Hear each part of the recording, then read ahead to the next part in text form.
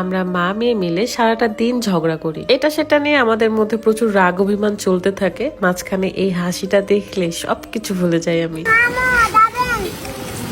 রুকাইয়ার আব্বুকে আমরা ভীষণ মিস করছি। আমরা দুইজন তাকে ছাড়া একদম অসহায়ের মতো থাকি। রুকাইয়া একদমই তার বাবার মতো দুষ্টু, তাকে নিয়ে বাহিরে গেলে সে এত দুষ্টামি করে যে সামলানোই মুশকিল হয়ে পড়ে আমার কাছে। আসসালামু আলাইকুম, কি অবস্থা সবার? দেশের যে বন্যার পরিস্থিতি, আমরা কেউ ভালো নেই। ভালো সময় থাকতে থাকতে কখন যে বিপদ ঘনিয়ে আসে এটা বোঝাই মুশকিল। বেশ কয়েকদিন হয়েই গেল রুকাইয়ার আব্বু কুমিল্লায় গেছে এবং বন্যায় বিপদগ্রস্ত মানুষদের পাশে থাকার জন্যই গেছে। এই বিপদমুখী মানুষদের জন্য সকলেই অনেক বেশি বেশি দোয়া করবে।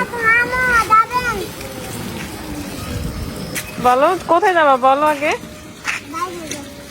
ভিডিওটা বেশ কিছুদিন আগের, কিছু ভালো লাগছিল না, তাই ভাবলাম এডিট করে আপনাদের সাথে শেয়ার করি। আমার মেয়েটাকে নিয়ে আমি একটু শপিং এ গিয়েছিলাম যখন দেশের পরিস্থিতি ভালো ছিল। আমরা দুইজনই একটু পরপর ঝগড়া করি, রাগ অভিমান করি, কারণ রুকাইয়া যত আবদার করে তার সবগুলো তো আমি মানি না, কিন্তু যেগুলো মানি না সেটা নিয়ে আমার সাথে সে লেগে যায়। এখানে তার আবদার ছিল যে সে রিক্সা থেকে নামবে না, কিন্তু তাকে জোর করে নামালাম। এবং কিছু জামা কাপড় দেখছিলাম। মেয়েটা আমার বাইরে আসলে অনেক বেশি চঞ্চল হয়ে যায়, অনেক দুষ্টমি করে, কেউ তাকে সামলাইতে পারি না। তাকে বলছিলাম যে তুমি একটু দাঁড়াও, আমি দেখি যে ড্রেসটা তোমার ঠিক হচ্ছে কিনা, কিন্তু না, সে বসবে না, দাঁড়াবে না, সে তার মতো থাকবে, আমার সাথে ঝগড়া করছিল।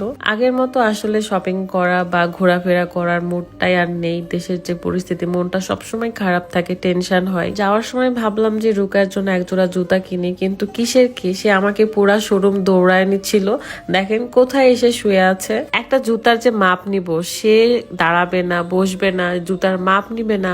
মানে একটা বাচ্চা মানুষ করা কত কঠিন, তাই না? আমি তো ভাবি যে আগের যে মানুষগুলো 4টা 5টা 6টা 7টা করে বেবি নিয়েছে, তারা কিভাবে সামলাইছে। এই একটা সন্তানের পিছনে ছুটতে ছুটতে আমার তো জীবনের উপর হয়ে যায়, মানে মাঝে মাঝে আমি পাগল হয়ে যাই। তবে মাশাআল্লাহ, রুকার এই 3 বছরে অনেক বুদ্ধি, সে অনেক কিছুই বোঝে। এখন থেকে সে পছন্দ অপছন্দ ব্যাপারটা বোঝে। সে বলছিল আম্মু এটা ভালো লাগছে না, লাল কালারটা দেখো। আমি ওর কথাগুলো শুনে মাঝে মাঝে অবাক হয়ে যায়। আপনারা গত ভিডিওগুলো দেখলেই বুঝতে পারবেন রুকাইয়ার কত পাকনা পাকনা কথা, তার ফিলিংস, তার মানে অনেক কিছু বোঝে সে। এইটুকু সময়ের মধ্যে আমি অলরেডি সাইকো হয়ে গেছি। মানে আমার আর এক মুহূর্ত বাজারে থাকতে ইচ্ছে করছিল না। যেটাই হোক না কেন, বিপদমুখী মানুষের সাথে সবসময় থাকার চেষ্টা করবেন, সেটা বন্যার্থর জন্যই হোক কিংবা আপনার পাশের বাড়ির মানুষের জন্যও হোক। সবসময় দোয়া করি এবং আপনারাও করবেন যেন এই বাংলাদেশের ওপর থেকে এত ঝড় ঝাপটা, বন্যা, খারাপ সময়গুলো তাড়াতাড়ি দূর হয়ে যায় এবং আগের মতো সোনার বাংলাদেশ হয়ে ওঠে। সেই ছোট্টবেলার মতো, ছোট্টবেলায় কত সুন্দর দেখেছিলাম এই দেশ।